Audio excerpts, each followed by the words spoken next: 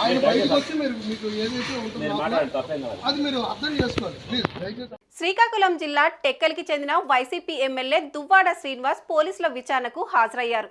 జనసేన అధినేత deputy CM Pawan Kalyan పై గత ప్రభుత్వ హయాంలో అసభ్యకర వ్యాఖ్యలు చేశారంటూ నమోదైన ఫిర్యాదుపై పోలీసులు నోటీసులు జారీ చేశారు. దీంతో ఆయన టెక్కలి పోలీస్ స్టేషన్ లో విచారణకు హాజరయ్యారు. మాధురితో కలిసి ఆయన పోలీసుల వద్దకు వెళ్లారు. పవన్ కళ్యాణ్ పై అనుచిత వ్యాఖ్యలు ఎందుకు చేశారు, ఎవరైనా చేయమన్నారా, వైసీపీ నాయకుల ప్రోద్బలం ఉందా అనే కోణంలో పోలీసులు ప్రశ్నించినట్లు తెలుస్తోంది.